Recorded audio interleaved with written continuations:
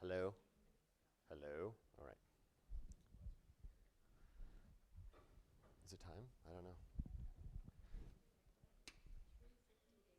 We got a couple minutes still. Don't know any jokes.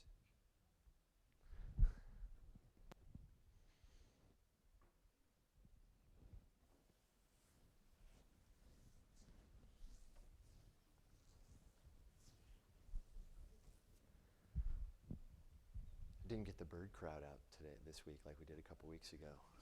The bird crowd was here, filled up the place. Oh, right. STEM day. Whenever you're ready to roll. Okay, I guess we'll go ahead and get started. I have the honor and privilege of introducing today's presentation. Dr. Darren Dutto is here today to present to us information about his sabbatical, but before he does that, I want to give you a little background on him. And I was just chatting with him beforehand, and it's just so interesting to see the breadth of knowledge and breadth of research he has done over the years, and I think you're going to really be interested in that and how that has led him to where he is today, which I'm sure he'll talk a little bit more about. So here's some background. He has a BS in physical education biomechanics from UC Davis. He has an MS in exercise science from University of Colorado in Colorado Springs. And while he was there, he did an internship in the Olympic Training Center working for U.S. Swimming and the national team development for the 1996 Olympic Games in stroke technique analysis. So very cool. Olympic coach. Yeah. PhD in human performance from Oregon State University, where he did some speed skating work at the 1998 Winter Olympics in Nagano, Japan. He did his dissertation on the effect of fatigue on endurance running. And then he spent 5 years as an assistant professor at Cal Poly Pomona in the Department of Kinesiology and Health Promotion.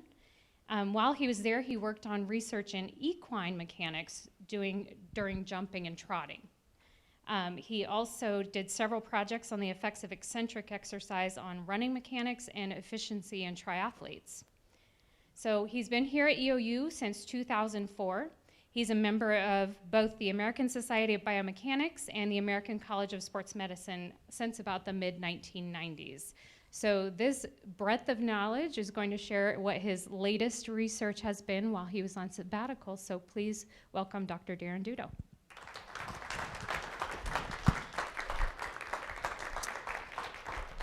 Well, thank you very much, Rhonda, for the introduction. I'm happy to be able to come talk about some of my research today. I included a lot of those things in my bio because I had a lot of different experiences. I've not followed one specific research path, and this past year I got to go down another research path.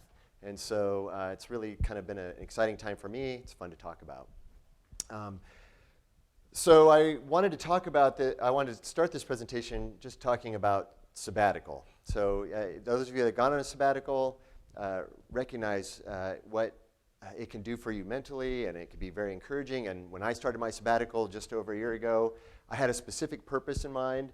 I had a project idea, and it turns out that project idea fell way down the list during the year, and I ended up doing a lot of other things that were a lot of fun. And some of those things sort of fell in my lap. And I fell into the piano field once I was gone. I have to preface everything by saying that I'm not a pianist. I don't really play the piano. I'm a brass instrument player. I play trombone, far cry from playing the piano, which is fine. At least I have some musical background. It's a good thing I have an expert in piano playing that helped us out. So the first thing that again, on my sabbatical, I went to Duluth, Minnesota, and people always ask me, why Duluth? That's Midwest, upper Midwest. It's cold during the winter. It's snow. They're very hardy Midwesterners. And one of the reasons why I went was because of the Multimedia Across Disciplines Lab, or the MAD Lab is what they call it. MAD Lab, one of the founders of it was a good friend of mine named Morris Levy, Dr. Morris Levy, which I will be talking about him as I go forward. The MAD Lab is a facility that is set up to do motion capture amongst other things. They do a lot of broadcast, journalism, they do theater and arts in there, but they also set it up for motion capture. So this is a green screen. This is a test subject. We weren't collecting data. We were doing some pilot work with the subject, and you can see she's got reflective markers, and around this perimeter, there's a bunch of motion capture cameras. There's the floor is a series of force measuring platforms, so we can measure ground reaction forces. This facility is the reason why I went. They set this up in part to do this kind of research, and they're not doing much motion capture research for biomechanics purposes. And so when I was talking to my friend Morris, I'm like, hey, I'm going to come out. You got all the equipment. I've got this great idea. Let's do this project. And so my original idea was to measure the stresses put on a person during using a Pulaski firefighting tool. It's very commonly used by the wildland firefighters. That's what she's holding here is a Pulaski and something to dig and that kind of thing. So that was my original purpose to go to Duluth, was they had this facility. I knew a guy that helped set it up. I could get in there. They let me use it pretty much carte blanche. I got to do all kinds of testing in there. This was one project we worked on in there, but there were other ones. We did all kinds of fun stuff when we were in there too. We got to dress up in funny costumes and wield a Pulaski while being motion captured with all kinds of fun videos that hopefully will never show up on the internet. And of course I got to explore Duluth, which is a very pretty country actually in the fall, in the spring when there's not like 10 feet of snow on the ground. I was out riding a bike one day and took a picture of Lake Superior in the background. This is the bridge in Duluth, that kind of thing. So anyway, it was a great place to go for a sabbatical. So that's why I went to Duluth. I had a friend there, somebody who I wanted to work with very much, and they had great facilities and were open to my work. What happened when I got there, I had this big plan for this Pulaski project, and we got started on that, and hey, we've got this other project we need some help on piano playing. And we've got this, we've got some data that we've been working on. We need some help because we just don't have time to get through this. And so we started talking about the project. And the initial project was a scale study where they were looking at hand kinematics, which is motion of the hand, in pianists as they were playing a C major scale, and they were comparing pianos. So does the piano change the way the pianist plays these scales? Very simple kind of setup, very simple idea, very difficult execution. Okay, so that's one. So I got involved in these piano studies. And the question was, are keyboards different? So does a pianist play with different keyboards? And so they tested 4 keyboards. I'm showing 3 up here. I'll talk about the 4th in a second. 2 of them were electronic keyboards. One of them was this Kauai keyboard, which actually will come into play when I start talking about focus of attention. This the Kurzweil keyboard, and then an upright Yamaha mechanical piano with regular hammer and strings and that kind of thing. The keyboards were matched for size. The keyboard keys were the same width and length and things like that. And so these were used to then, sorry, I'm looking for there it is.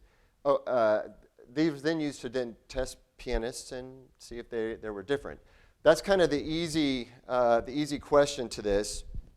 The 4th piano that they tested was a grand piano, which of course we are very familiar with here. We just got a new one over in the music theater department over there. Grand pianos are great. They're very touchy and they're very shiny. And so when you're trying to do motion capture on them, there's a lot of reflections on them, and you'll see in just a second that ends up being a real problem. So the grand piano was one of the most interesting instruments we could test, but we couldn't because of some limitations. Well, we could. It's just taking a lot longer for the analysis. The pianists played on these pianos. They played the scales at a rate of 60 beats per minute, 4 notes to a beat. So there was, was pretty quick, right? It was a pretty quick scale. And it looks something, well, we'll get there. Looks something like this. So the hands were set up with a hand model, and you can see that for those of you that are watching live stream can't see the pointer. I'm sorry about that, but I'm pointing to the markers on the hand.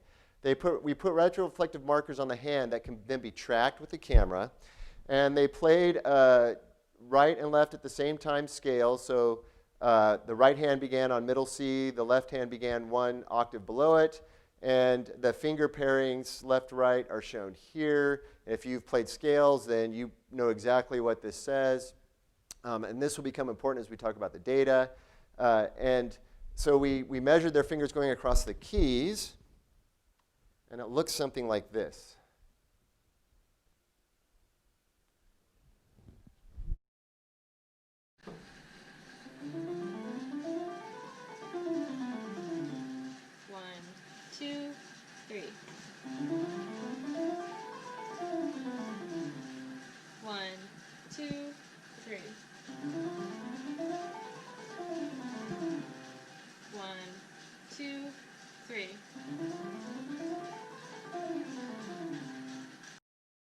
See, pretty quick. You can see the markers on the hands. This setup is a frame. It's got some cameras on it. I'll talk more about that in a bit.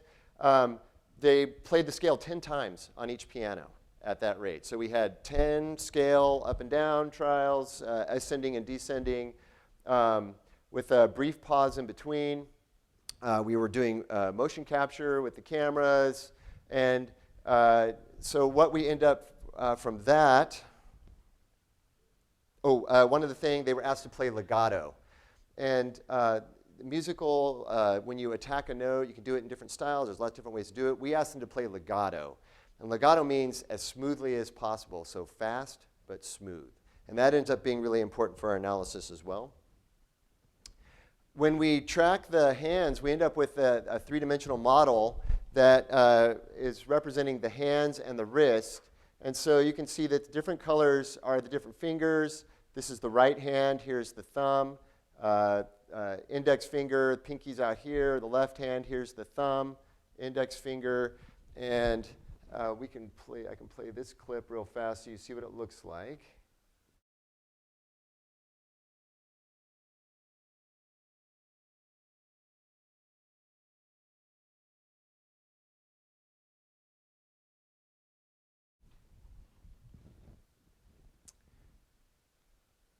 Okay, that's it. That's a short clip. So, so that was one scale. So that was the performance, one scale, ascending and descending. We were filming this at 240 hertz, which 240 frames per second rate. I don't know if you can see this. It says 25,000. This is about 30,000 frames total for the 10 scales. So we're talking about a tremendous amount of data. 240 frames per second, resulting in 25,000 frames of video footage with all these points. And these points will track manually, or automatically to a certain degree. The software will track it. We had to do a lot of manual tracking. I spent about 2.5 months last year tracking these points and identifying whenever a finger was on a key. So it's a time-intensive thing. We tend to think of automation, it makes this really easy. When we're talking about these little small hand markers, placed on the fingers, trying to track them, it ends up not being as automatic as we'd like. So it took a fair amount of time to get through the tracking process. The great thing about doing this was I got to learn this software. This is a program called Motive, and it's designed to capture and allow the tracking of this type of motion. So I spent a lot of time in this, figuring out how to use it, how to get good data from it, how to get the cameras to interface with it, be able to track these markers, be able to export the data into some other software. So that was actually a really good experience, was to learn the software, because it's really inexpensive. And it's something that I'm going to try to pursue obtaining later, just because it's such a great tool and it's really good for this kind of thing. We generate, this is all three-dimensional data, so we generate XYZ coordinate data in 3 dimensions, and then we can calculate angles, velocities, whatever we want from this data. It's a whole big data set that we dive into. We took it simple at first. So the first thing we did was we tried what's the easiest analysis that we can do with this data that would give us some idea if there's difference between the pianos. And so we went with just some temporal analysis, looking at the timing of the finger strikes. And so what we did is we took the Z coordinate. This represents the vertical Z of the fingertip of each of the fingers. So the thumb, which is first, second, third, fourth, fifth digit. We took the fingertip marker and we found the Z coordinate, the up and down. And from that, we could track the motion across the keys. So what you've got is, use finger 1. This is the finger coming into the key. This bottom, where it bottoms out, that's when it's on the key, and you can see that's level. So all these finger strikes, those all represent when the key is pushing the key down. This stuff up here is when the finger's moving, and it's not just up. Usually it's moving side to side as well. So this is the vertical movement of the finger. And so we decided to look at dwell time. Dwell time is the time that the finger spins on the key. Okay, again, it's an easy measurement. It's easy to tell. It's used in the literature, this idea of dwell time. So we calculated dwell time. What made part of the time-consuming task with the 3D data is we had to find when the finger was on and when it was off the key. So we had to go through and visually identify this. So that was, you're talking about, 10 scales and multiple pianos and multiple subjects, and so it just took a while. So that's dwell time. We calculated overlap time, and overlap time is just simply the time that two fingers were on a key at the same time. Because they were playing legato style, that each note wasn't distinct, there was a little bit of overlap when the finger was on the key. And so we wanted to use this measure as a degree of legato style. And then we calculated total movement time, which was simply the time from one note to the next note. So movement time is the time from the next note, overlap time, dwell time, how long it's on the key. So this is what we get from that. There's a lot going on here, so I'm gonna talk you through this. And we looked at this and said, the first time we pulled this up. So the first thing is that there are six lines under each of these three variables: our dwell variable, the overlap variable, and the movement time. So there are 6 lines, one for each piano and left and right hand. Each of the lines is an average of 10 scale trials per subject across 7 subjects. So we're talking about an average line across all the subjects and scale conditions. And they're pretty tight, which means that the standard error, if I would plot a standard error around those bars, it would be pretty small. So everybody tend to do this pretty consistently across the conditions and trials. And it looks really messy. I mean, it looks like, hey, that one's going up and down a lot. Well, what does that mean?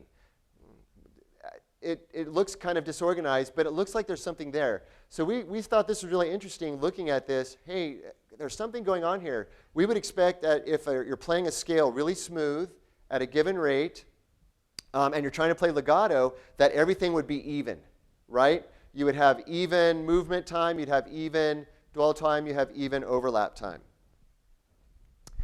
One of the things that was crucial for us is that the movement time was 0.25 seconds, because that means that they were staying at the rate, 4 notes per second, right? That was the rate at which they were supposed to be playing. And you can see for the most part it does across the entire scale, except for this very last note. They're at about 0.25 seconds. There's a little bit of variability, but nothing significantly different than 0.25. So they held the rate consistently across all the scales, all the pianos, everything. Everything was held really consistent. As we go across the scale pairs, these scale pairs represent these finger pairings. So during the ascending phase, it's these finger pairs going down this way.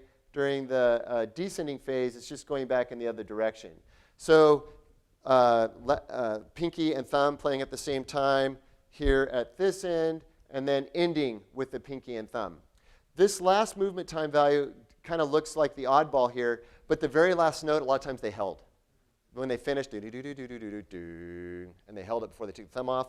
So you end up with this little bit of extended movement time value. All right, so we have this data that looks kind of messy. But if we think about it in a different way, it starts to look a little bit more organized. And so what this plot represents the same variables. Here's movement time, dwell time, and overlap time. And this is for just part of that graph. And this is by finger. So finger 5, 4, 3, 2, 1. So on the left side, it would be going the ascending. So starting with 5, going up to 2. And then for the right hand, it would be the descending, going from 5 down to 2. So it's the finger playing. So what we're doing is essentially comparing the left ascending and the right descending, and you can see it gets much more organized. A lot of that really jumpiness and kind of disconnect goes away, and we're left with this kind of smooth pattern. And what we noticed here right away was these valleys line up. So there's a valley here in the dwell time, there's a valley here in the overlap time, and these valleys mean that there's less overlap, the less dwell time, the fingers on the key for a shorter amount of time, and the overlap goes down, which is really cool. I mean, it's very consistent, and it always happens before the thumb. So the thumb is the key, and what happens before the thumb. So we've got finger 2, right? It's the index finger before the thumb. Finger 2 again, index finger before the thumb. Finger 2, index finger before the thumb. So something interesting happening here. And what even makes it more interesting is this, the third finger, the 2 fingers before, also starts to change, become different. So this would be the middle finger going into the second finger and thumb, middle finger, and middle finger again. So that the changes start 2 fingers before. And this was pretty interesting to us because what's going on with, again, you hear smooth notes. If you heard that when she played the scale, everything was smooth. You don't hear any of this in the playing, but it's very apparent that less time on the key, less overlap time, still results in smooth movement. So what's happening here at this time? 5, 4, 3, 2, 1, and then the hand crosses over the thumb.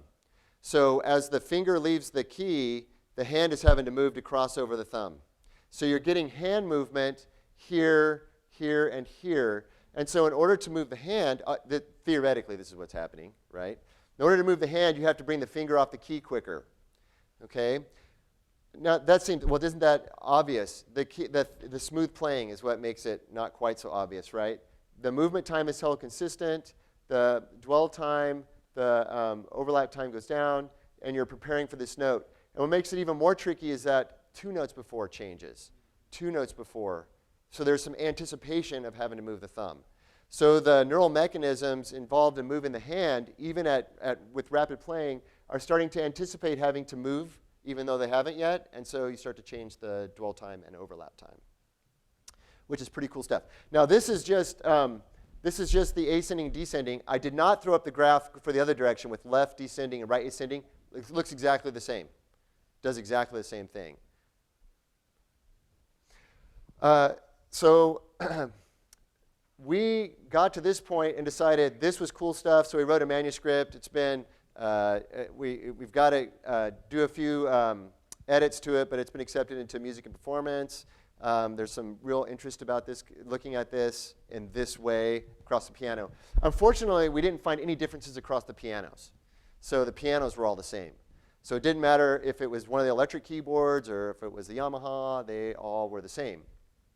Although one of the reviewers suggested a different statistical analysis that maybe look at it in a different way, and we're looking at that right now to see maybe there might be a difference. One of the keyboards, this one, was a little wonky on a few measures, and I believe it's the Kurzweil.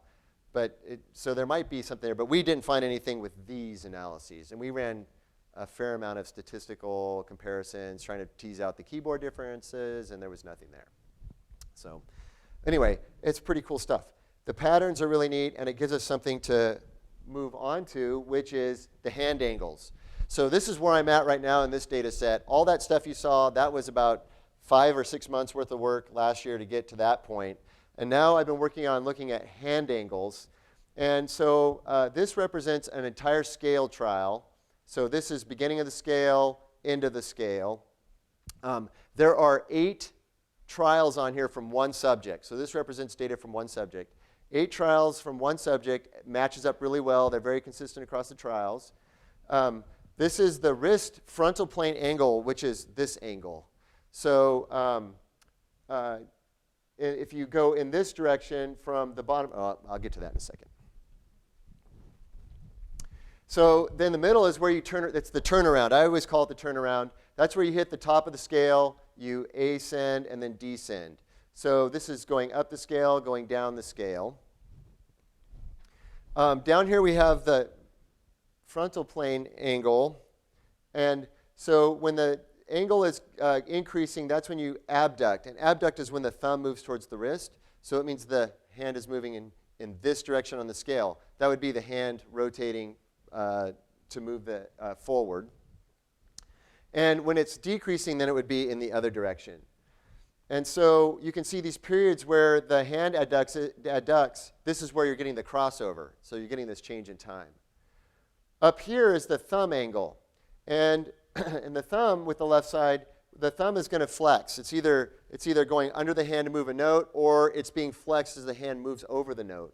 And so in this plot, if the angle is decreasing, that's when the thumb is flexing. This is when it's extending, going the other direction. And so what you have is this, when the crossover, the thumb flexes flexes and then extend, the wrist abducts and then adducts. And you're thinking, well, that sounds like that's what should be happening. But you can see it's not consistent, right? Depends on the scale. And where my interest is really is when you move the thumb, you flex the thumb and you abduct the wrist, you're basically putting pressure on the thumb joint down here, the carpal metacarpal joint. And so that's at risk for injury. One of my colleagues is a pianist, and we talked a lot about hand injuries in pianists, overuse injuries and things like that. And when you're having to do this kind of motion where you're getting wrist abduction and thumb flexion, you're at increased risk for injury. So right now, we're busy pulling this data out to look at the relationship between the thumb angle and the wrist angle during these movements, because I think when you get these big changes in flexion and extension of the thumb combined with the abduction, that you put increased pressure on the thumb. So that's where we're at with this data right now. And this is within the last about 3 weeks I pulled this data off. Okay. So that's study number one. Now, that was a lot, and we're still working on it. But that leads us to study number two, which is a focus of attention. When we were working on these scale data, we decided, well, what's another project we can do with piano? And we talked about lots of different things, but we decided on was this idea of focus of attention. So I'm going to switch gears to focus of attention. And what focus of attention, there's lots of different ways to think about it. But what we are focusing on here is whether or not the performer has an internal focus or an external focus. An internal focus means that they are concentrating on moving their body parts. So moving their hands or their arms or their head or whatever it might be. An external focus is when you focus on the movement outcome. So what is the result of the movement? So when you focus internally, you're having to put a lot of that processing power into controlling the joints and the muscles and things like that. When you focus externally, you're not really worried about that stuff. You're just focusing on what happens, right? What is the outcome I'm trying to produce? And so there's lots of research on focus of attention in sports, athletic activities. And it's very well established that an external focus of attention is much better for sports performance. One of the classic early studies was something called the quiet eye experiment, where they took golfers, they took non-golfers, and they brought them in to putt. And they didn't teach them how to putt. They just said, focus on the hole. Look at the hole, see the ball go in the hole, and then have them putt. And that was enough to improve putting performance. Not even talking about mechanics, just focusing on the hole. So these external focus activities are again, very well established. To some degree with musical performance. There's less literature on focus of attention in music performance, but it's there. And there's even less when you actually look at movement kinematics. Most of it is on aesthetics. What we were interested in, does it affect the way a person moves? So we decided to test this. If we give the focus, if we have a person have a specific focus of attention, does that affect their movement kinematics, the way they move when they play a piece? So that's how our discussion progressed, and that's how we got to this point. The other thing, so we were interested in whether or not it changes the way the person moves, but we also wanted to look at if it changes the perception of the performance of the person. So if you were watching a person who had an external focus or an internal focus, would that change how you saw the performance? Or would that change what you heard, right? So there's two sides to this. Does it change what the performer does? Does it change the perception of the listener?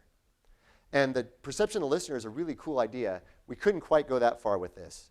We are looking at the quality of the musical performance.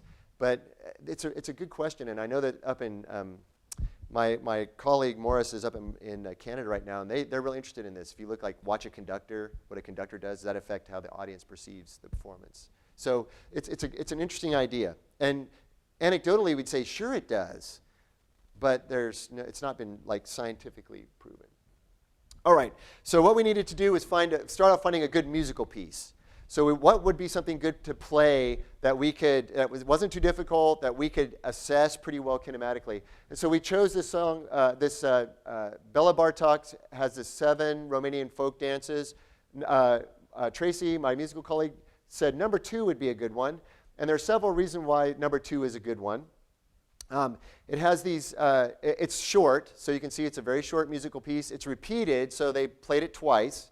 It's got these nice little runs in here that are staccato, which means they're short, the fingers move in sequence, and because they're staccato, there's definite breaks in the notes. It makes it easier to look at. And these runs happen several times. There's one there, see there's a little one there, there's these guys down here. So it speeds up the analysis. There's no hand crossover. One of the big problems with doing this is when the hands get close together, all the markers, start to look mushy in the computer program. They start jumping and misidentifying label and things like that. So the hands kind of stay apart, which speeds up analysis on our end. All the fingers are involved. So we can look at, we're really interested, of course, in the thumb and the pinky. They get played a lot. But what happens with the other fingers as well? So it's a nice piece. So this is what it sounds like. And I have to thank Tracy, my colleague. I didn't have a good clip with somebody playing the song. So she yesterday sat down and recorded herself playing it so that we could look at that. So this is her playing it yesterday in her office in New York while there was a snowstorm, I think. If I can control the mouse, I have to look at it, sorry.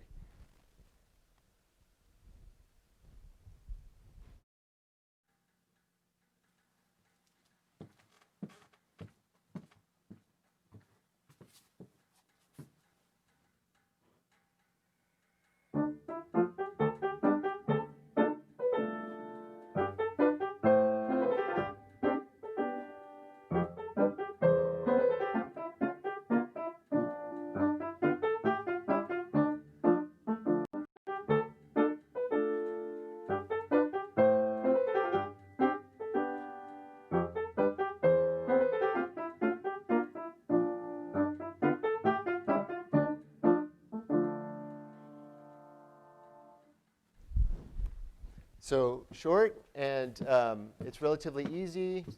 It's a nice analysis. It gives us a chance to do a good analysis. So we chose that. So here's what we did. Just kind of general procedures. I'll try not to go over this in too much detail, but it makes it kind of interesting. We had 4 different conditions. They played under what we called a preferred or baseline condition, and that's where the performer just kind of came in and played it however they felt. However they practiced it, they just played it that way they felt comfortable playing. And then we gave them 3 conditions which we randomized. We presented in randomized order: an internal focus condition, an external focus condition, and a metronome condition where they played to a metronome. I'll explain those a little bit more in a second. They always played their preferred condition first, and then they played one of the other 3 in random order, and they got one shot at it. They played it, went through. We did a full upper body marker set, so we can look at movement kinematics from basically their waist up, and including their hands, so we can look at not only their playing, but what they were doing with their body while they were playing. We recorded the video. We also recorded data from the keyboard. They played on the Kawaii keyboard that I showed up there earlier. It's a digital keyboard where we can output a MIDI file. The MIDI data file is great because it has the note they played, so it's really easy to tell if they played a wrong note because it shows up in that MIDI file. It also gives you information like how fast you press the key, and you can get tempo from it. You get all kinds of data just from that MIDI file. They're really sweet. And you can do that using GarageBand on a Mac. We talked to them before and after. We asked them things like, how much did you practice? How do you feel about this piece? That kind of thing. And then afterwards, you say, which one was the hardest? Which one was the easiest condition? Which one did you feel most comfortable? Which one felt less comfortable? That kind of thing.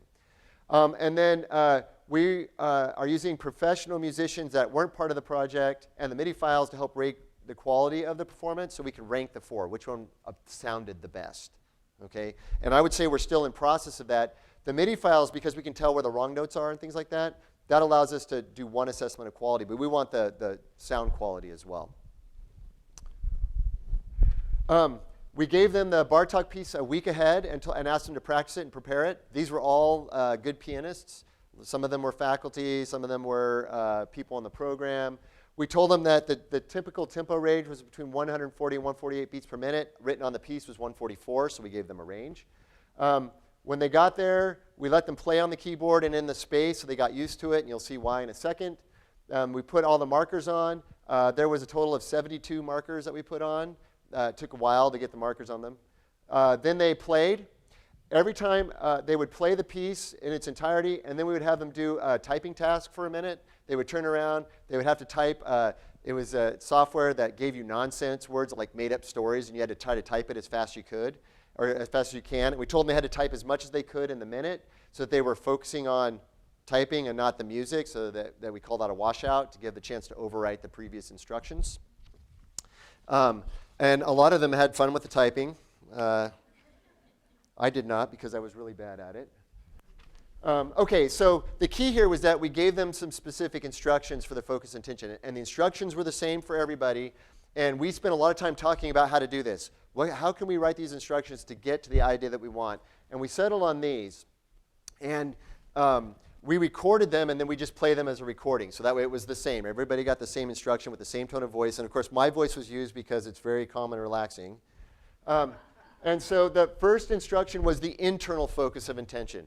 Now, internal focus is when we want them to focus on specific body parts or specific internal, focus on movements internally, right? So put their thought into moving a finger or whatever. And so in this case, because the song is so staccato, we figured that was a great way to get them to think about how they were moving. So this is the text that we use for the internal focus. When playing the piece, mentally focus on the movement of your fingertips related to creating staccato articulation. Okay, that's what they were told. We knew that they were experienced pianists. They knew what staccato was, so that's what we asked them to focus on. Make staccato sound with the notes. Okay. And once we gave them the instruction, gave them a few seconds to process, and then they played. For the external focus, that's when we focus on the movement outcome. In this case, with music, we're trying to evoke some emotion or idea or thought with the music. That's what music is supposed to do. It's supposed to create some kind of reaction. Bartok's Romanian dance number 2 was based on what's called a sash dance. So if you go online and you, I know this because I Googled it, the Romanian dances by Bartok, you find Romanian dancers doing sash dances, which are really kind of jump and lively, and they spin, and it's a very dynamic type of thing. So what we did is we asked them to think of that. This piece is an example of a brul, a typical dance from Romania. No idea if I'm saying brul right, but a typical dance from Romania. The brul typically uses a waistband or sash and is characterized by a lively tune with hesitant pauses at the end of each phrase. The dance has quick, light steps leading into brief pauses. Mentally focus on evoking this idea of the dance in your performance. So now thinking about the external, think about the idea of the dance. And then the third condition was we also called an external focus, but it was on the metronome. We mentally imposed, or we externally imposed a metronome beat. They wore headphones with a 144 beat per minute tap going in the headphones.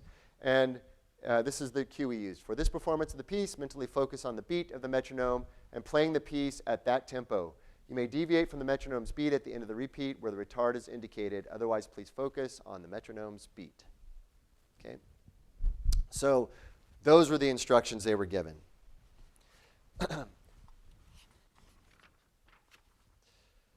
All right, the setup. So this was the data recording space. We had a room where we got to set up all kinds of cameras.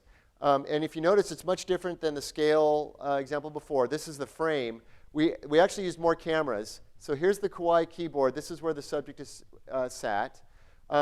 This is actually taken from this seat. I took this picture to show what they were looking at. There are 11 cameras around this frame, all trained on this where they were sitting. And there were these 3 that were behind them because we had to track all the markers of their body, which, again, you'll see in just a second. So they sat in this space. There's a stand with the music on it. It had the piece. This black cloth to kind of prevent distractions, because behind there is cable hell. There's all kinds of cables back here connecting all the cameras into a central hub. Here are the headphones. That was plugged into the keyboard so that they could hear what they were playing and the metronome. Here's a subject at the keyboard during the project.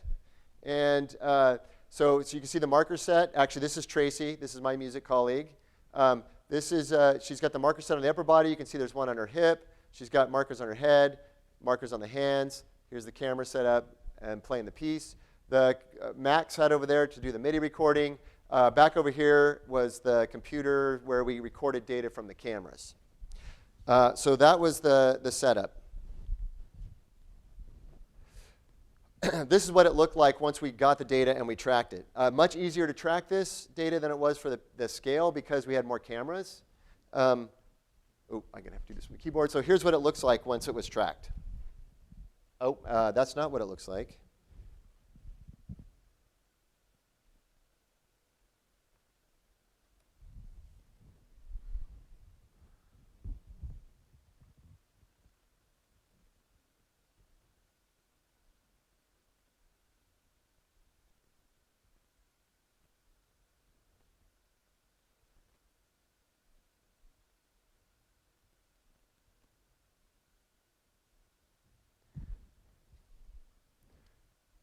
The numbers in those little triangles that are around, these are the cameras. So those are where the cameras were located relative to the space.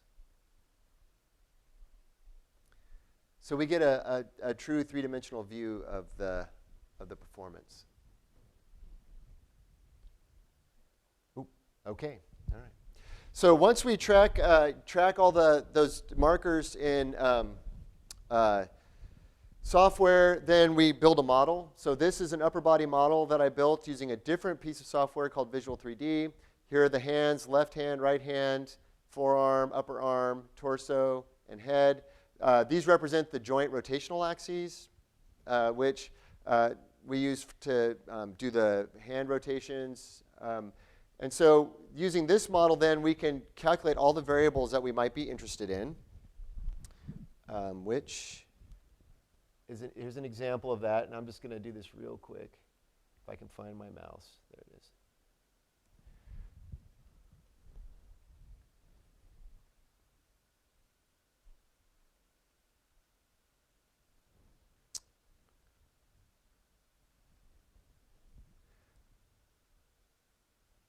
Okay. So as you notice, I think that's it. Yeah. As you notice, there's not a lot of the movement there. You can see the 3D model. This is the x-coordinate of the right hand and right thumb, left hand. This is the pinky finger. Our first analysis is what we're calling the first note analysis. So we're just analyzing the very first note of the piece. Because we were thinking that if they change their focus of attention, they're going to have it right away. Even before they start playing, they're going to be thinking about one of these focus of attention. So what are they doing before they play the first note? So the very first analysis that we're doing is this. And you're like, God, what about the whole thing? Whole thing takes a lot longer. This is something that we can do quick. It's a nice little analysis. So we use this software to pull out all our variables, like our position, our hand angles, and things like that. So that all comes from this software. All right, so what does it look like? Here are two of the audio files from two of the conditions. And so it's the same song being played twice. I'm going to play it, and you tell me if there's a difference.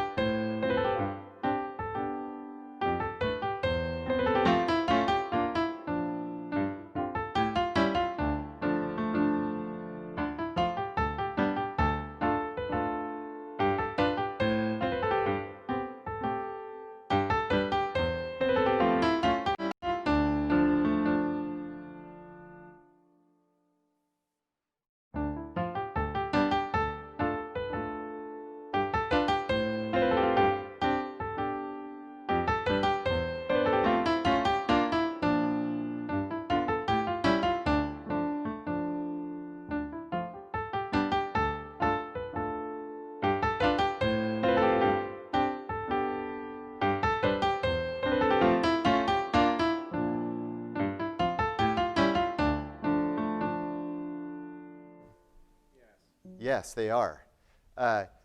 It's interesting because when I was in there recording, we were recording this data. It was obvious when we were giving them a condition, but try not to look at them while they were playing. Look away. I'm not going to watch them, and you could hear it. The first one was the internal focus, which was the staccato. The second one was the external focus on the dance, right? I think it's clear, but I've been listening to this stuff for almost a year now. So I think there's a clear difference. What's tricky is getting it to show up in the movement, right? And so that's the piece that we're working on right now, is to see if we can get it to show up in the movement. I think it's really cool, though, that you can hear it different. And that's from a digital file. That's not even like an audio file. So just some data real quick.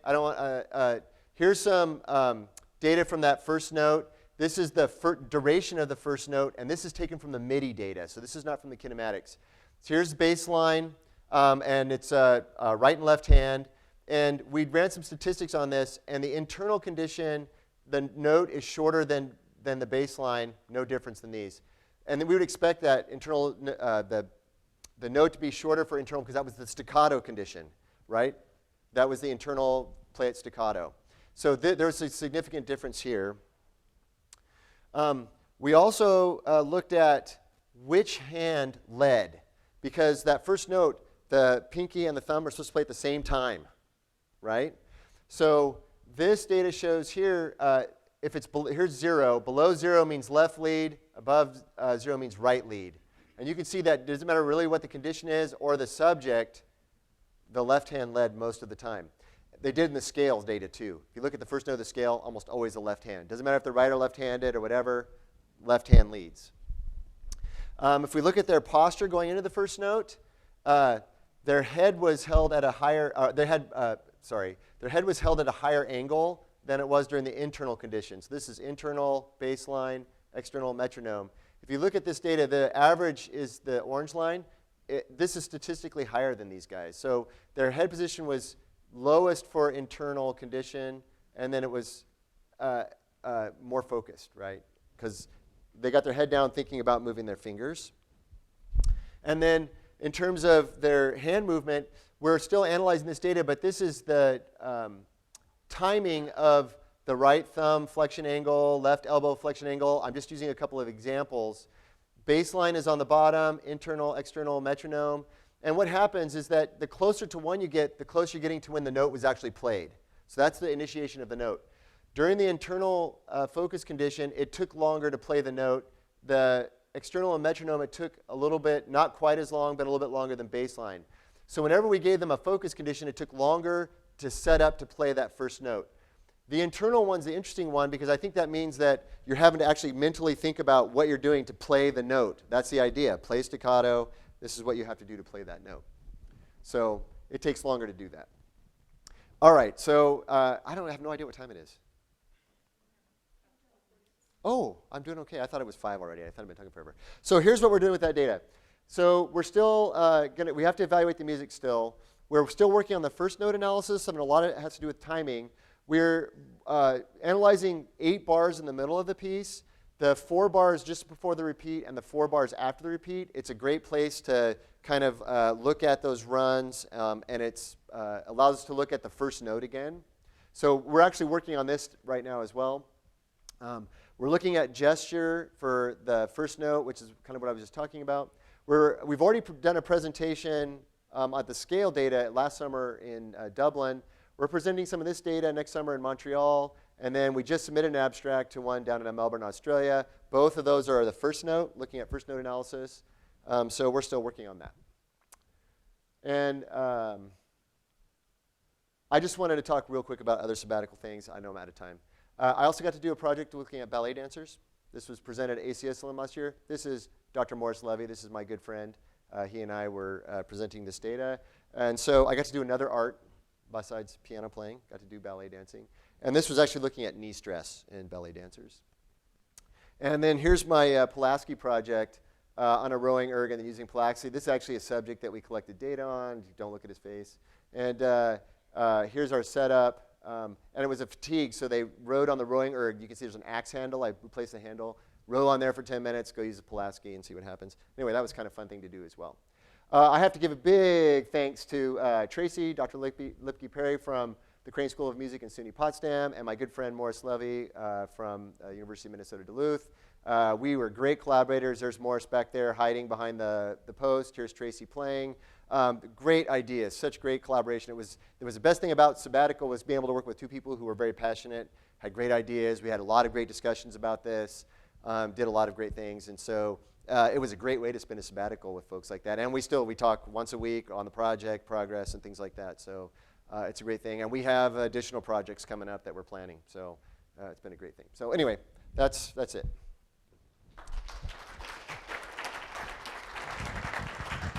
We've got plenty of time for questions, so if you have a question, please take the microphone so that the folks listening online can also hear your question and his answer. So what questions do you have? I have a question.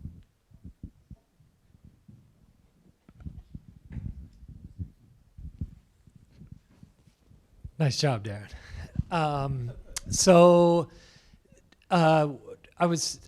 This is really interesting for just like understanding this better sake. What are some of the applications that could come out of better understanding this type of stuff? So one of the things that I thought of, I'll just tell you what I think. Yeah. Well, I appreciate that, Kyle. Okay, Yeah, go ahead. Yeah.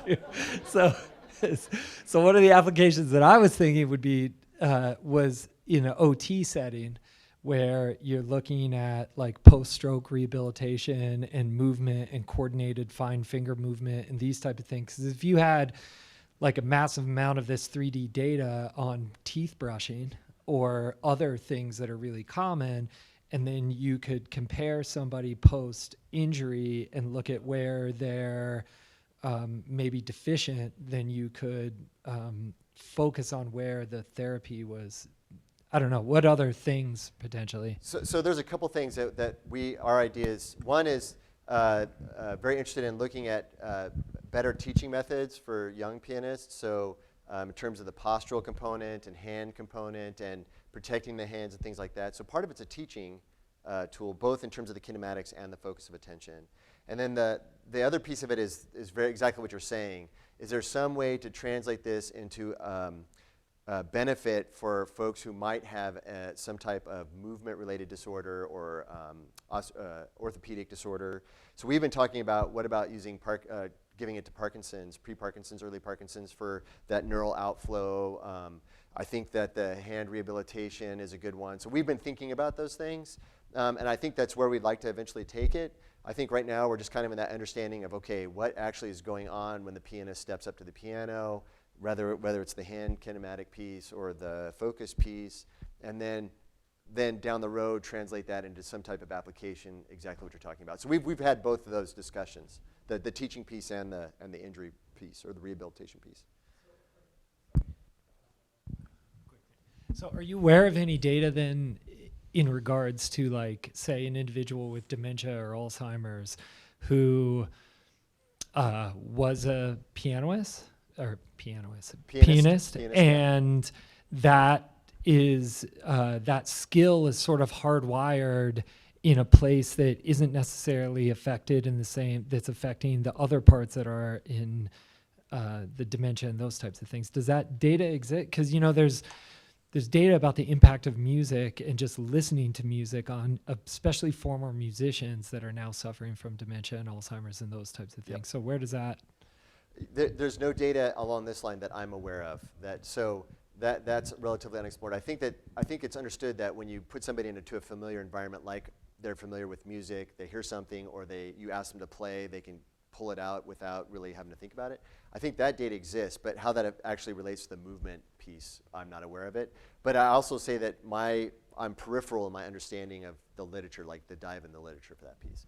I've been focusing much more on this idea of the preventing injury within the metacarpal phalangeal, metacarpal joints with the pianist. So. Yes, right, yeah.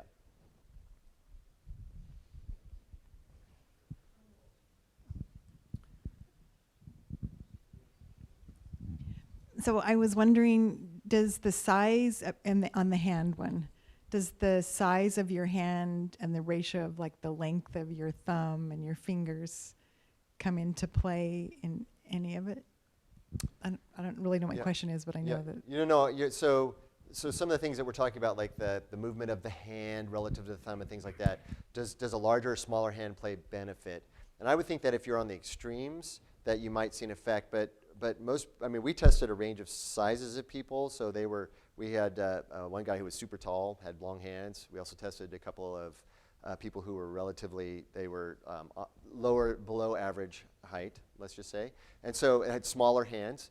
We see the same kind of things regardless if it's a longer hand or shorter hand. So I think that when we start getting to extremes, yes, but for what we're looking at, and it tends to be more of an effect when you're doing bigger movements. The scale is relatively short, right? Short finger movements, even the dance piece is relatively short finger movement. So I don't know if what we have can tease that out, but I also think that it's more of an effect with that on the extremes.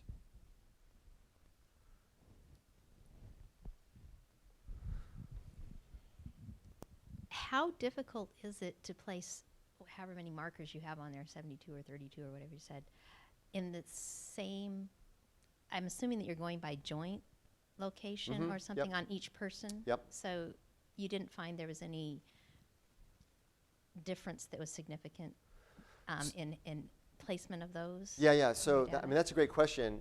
We're all trained in finding the joint center. So placement of the markers tends to be fairly consistent from person to person joints. And then when we take that track data, when you see the three-dimensional data, and we put it into the model is individualized for the person. So we take into account that there might be some small variations in marker placement and things like that. So that all gets taken care of in the model building phase. So I would say that we're very consistent in terms of placing markers.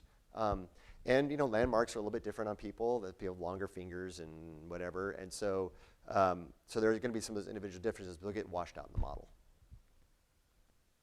That's a good question. It does take a long time. Those markers on the hand, they have to put their hand out there, and then we have these the markers are 3 millimeters, and so we have to use tweezers to put them on. And so it's a lot of adjusting to make sure that they get on, and then pressing to make sure they stay, because you don't want them to come off in the middle of a trial. Because if it comes off, then you got to put it on, and you got to kind of recalibrate everything. So. I'm sorry, but one of the things that when we track those markers, 1 millimeter error. So the error in reconstruction of the location, 1 millimeter. So we can track those markers really accurately.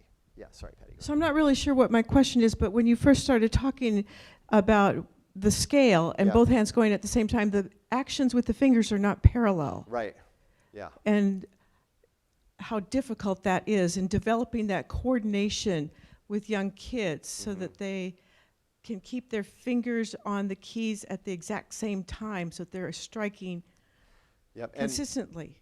And that's something that's taught initially, right? That's one of the first things you learn how to do is a scale. You're taught how to play hand position and play the scale a certain way. And so that's taught really young, right? And so what we're finding is that it is difficult, but you learn that. And then when those shifted graphs where everything kind of lined up, even though it's the same fingers, they're playing at different times initially, but patterns are really the same. So even though they're playing at different times, they're playing the same when you match them for the finger. So to me, that's one of the coolest things, that they're playing, like the thumb and the pinky are playing at the same time. But when you look at the two pinkies together, they're doing the same thing, even though they're not playing at the same time, right? In terms of, so I think that's really cool. And that's part of that learning process, and it's also part of controlling the scale. Does that answer your question? I didn't really have a question. Yeah. How difficult that is. Yes, that's exactly right. So would you say that, I mean, you obviously haven't analyzed everything yet, but it sounds like what you're saying is that as far as piano playing goes, and I would think as far as any musical instrument goes, external focus is where it's at rather than internal focus, and especially when you're teaching or learning. Did you, and I don't know, I mean, I'm talking as a teacher, at what, would this data help you decide at what point you need to focus on that staccato and what point you need to, I mean, it seems like you still need to focus on both things. Yeah, that's an interesting thing to fall out of this. Do you just focus on external all the time? You can't, because at some point there has to be some mechanics, right? You have to be able to hit the key a certain way or whatever. And so usually there's a continuum. You spend some time with the external. Once you kind of start to get an idea, then you go to switch to a little bit more of an internal focus to look at the mechanics, because you have a better idea of how your body moves and is coordinated for that task. And then as you get better at then you go back to an external focus again. So usually you start with more of a kind of an external idea, you shift to a little bit more of an internal idea as you're refining, and then once you are kind of got it all fine, and then you're back to external focus again. So I would say that it's not like one or the other. I say you have to use each judiciously. And I think that a lot of times that if you start with an external focus, you give a goal, a learner will self-organize it. They will self-organize the movement so that they will figure out the best way to get to that solution on their own and to do the movement. And once they get there, then you can refine and go to the internal focus. So I was just wondering, and maybe you are accounting for this already, but wouldn't it be that the first time through versus the second time through versus the third time through, they have difference in the performance, whether or not, independent of whether it's internal focus or that's why we external randomized focus? the trials. Okay. So the focus conditions were randomized so that they were always in a different order. And so like that internal, that was not always like the second or third or fourth trial. For one person it was the fourth, for another person it was the second, for somebody it was the third. So it wasn't just like the order of performance. Okay. The focus trials were randomized to prevent exactly what you're talking about. Yeah. We probably have time for one more question.